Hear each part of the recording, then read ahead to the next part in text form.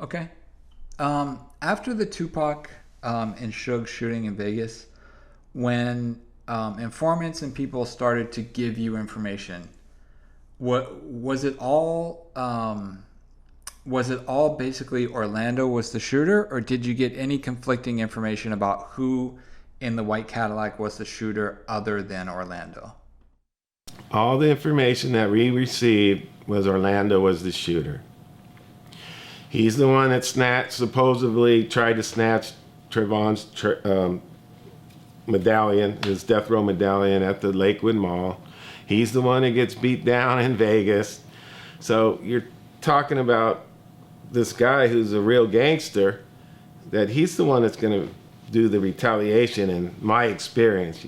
You know what I'm saying? So I hear all this BS about, oh, it was a dark-skinned arm that went out the Cadillac, and it couldn't have been Orlando. It had to be DeAndre Smith. Well, maybe it could have, but I'm telling you, if someone sticks their arm out a window of a car, it was probably the big black 40 caliber Glock that you're looking at, because the incident probably lasted a whole 10 seconds. They drive up, the arm comes out the window, bam, bam, bam, bam, bam, they're off. You know what I'm saying? Well, I had to last 10 seconds. So all these people, these conspiracy theorists, it had to be DeAndre, it had to be DeAndre. Maybe it was, I wasn't there.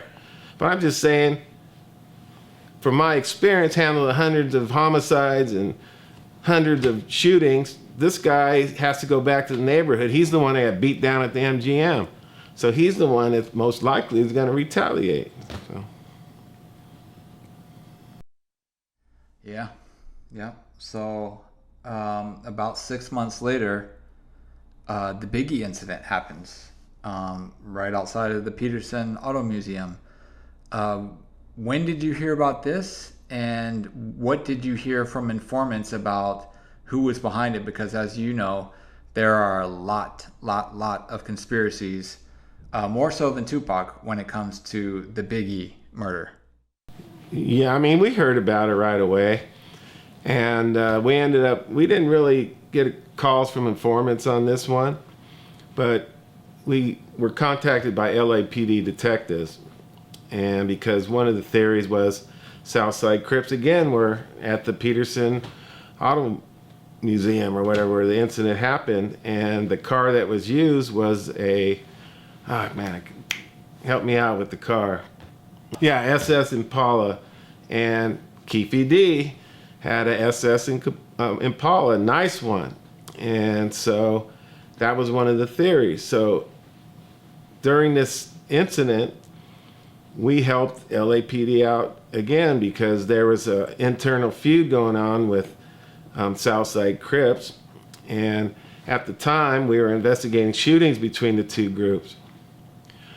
So when we went to Keefe D's house, he had his SS Impala. It was parked in the back, and it was covered, with a car cover. And these guys usually don't do that. It was kind of like hiding his car. So they were like going, maybe we better investigate this a little further, right?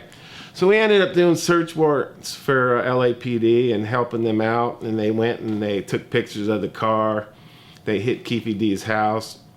But nothing ever came of it, as far as I know. And that wasn't our investigation. That was totally LAPD's, not Compton PD. And for the record, I hear this all the time too. Compton PD was its own city. We had nothing to do with LAPD, the sheriffs, or whatever. We were a police department that was around till 2000 for 112 years.